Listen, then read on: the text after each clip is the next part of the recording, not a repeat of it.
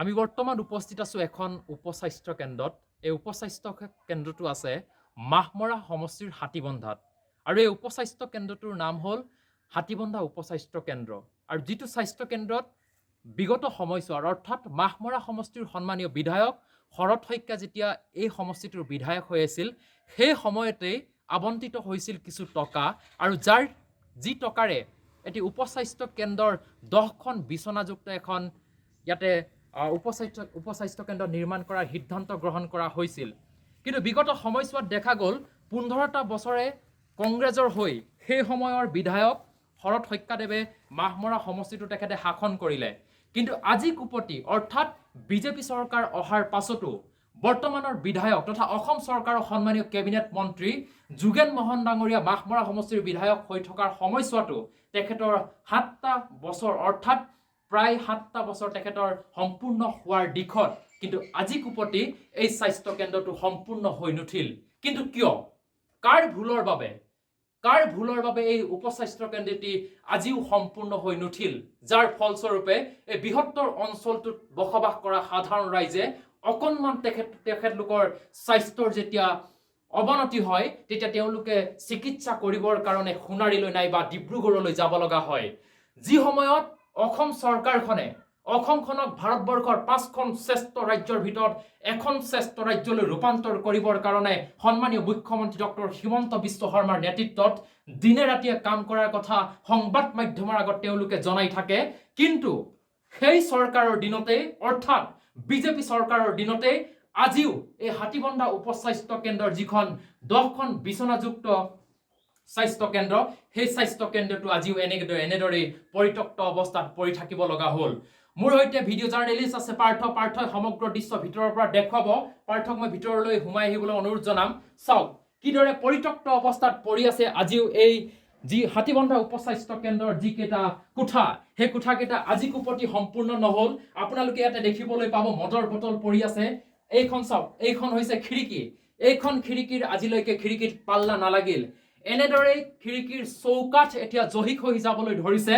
কিন্তু এই মাহমৰা সমষ্টিৰ হাতীবন্ধা উপস্বাস্থ্য কেন্দ্ৰৰ যিটো উপস্বাস্থ্য 10খন বিচনাযুক্ত উপস্বাস্থ্য কেন্দ্ৰ, এই উপস্বাস্থ্য কেন্দ্ৰটো আজিও পৰি ৰ'ল। মই ইয়াৰ বাহিৰৰ দৃশ্য দেখুৱাবলৈ চেষ্টা কৰিম। পাৰ্থক মই বাহিৰলৈ আহিবলৈ অনুৰোধ জনাম।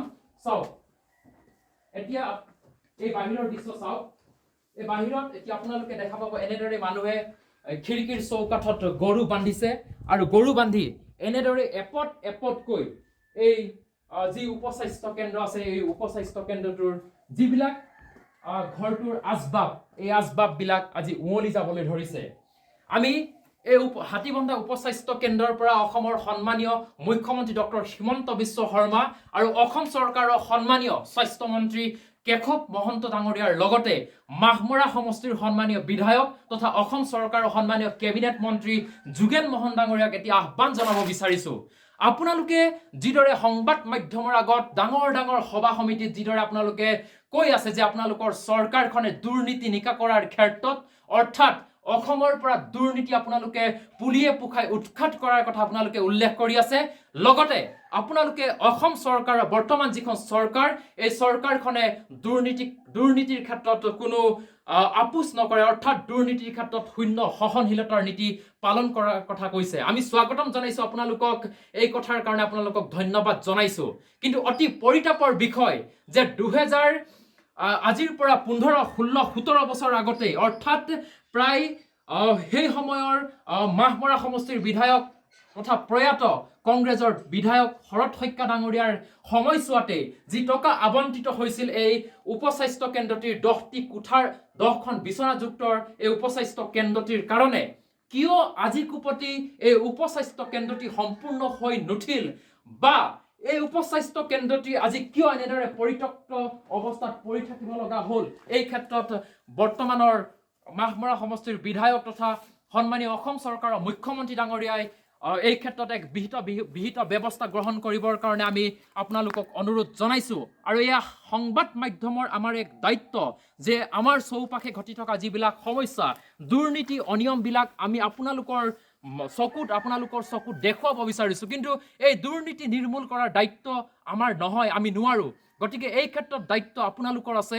আপোনালোকে চেষ্টা কৰিলে নিশাটোৰ ভিতৰতে এই উপস্বাস্থ্য কেন্দ্ৰটোৰ লগত যি জড়িত কেলেংকাৰী, মই এই কেলেংকাৰী শব্দটো ইয়াত ব্যৱহাৰ কৰিবলৈ বিচৰা নাছিলোঁ, যদিও মই ব্যৱহাৰ কৰিছোঁ, কিয়নো যে 15 বছৰ আগত যেতিয়া এটা আধাৰশিলা স্থাপন কৰা হ'ব, এটা স্বাস্থ্যক মানুহৰ উন্নত কৰিবৰ কাৰণে, মানুহৰ স্বাস্থ্য সেৱা প্ৰদান কৰিবৰ কাৰণে যেতিয়া উপস্বাস্থ্য কেন্দ্ৰ এটা নিৰ্মাণ কৰিব, আৰু সেই উপস্বাস্থ্য কেন্দ্ৰটোৰ লগত স্বাস্থ্য ক্ষেত্ৰৰ লগত যেতিয়া দুৰ্নীতি হ'ব, তেতিয়াহ'লে আপোনালোকে এবাৰ অনুমান কৰি চাওক যে আজিৰ মানুহৰ সমস্যা কিমান, বা মানুহে কেনেকৈ জীয়াই থাকিব। গতিকে আমি এই আমাৰ মাধ্যমৰ জৰিয়তে, আমাৰ এই প্ৰতিবেদনৰ জৰিয়তে আমাৰ মাহমৰা সমষ্টিৰ সন্মানীয় বিধায়ক তথা অসম চৰকাৰ সন্মানীয় মুখ্যমন্ত্ৰী ডক্টৰ হিমন্ত বিশ্ব শৰ্মা ডাঙৰীয়াক আমি আহ্বান জনাব বিচাৰিছোঁ, অনুৰোধ জনাব বিচাৰিছোঁ যে মাহমৰা সমষ্টিৰ যি হাতীবন্ধা উপস্বাস্থ্য কেন্দ্ৰটিৰ 10খন বিচনাযুক্ত এই ভৱনটি নিৰ্মাণ কৰা হৈছিল, এই গৃহ নিৰ্মাণ কৰা হৈছিল, এই গৃহ আজি 15 বছৰে কিয় সম্পূৰ্ণ হৈ নুঠিল, ইয়াৰ এক সঠিক তদন্ত হওক।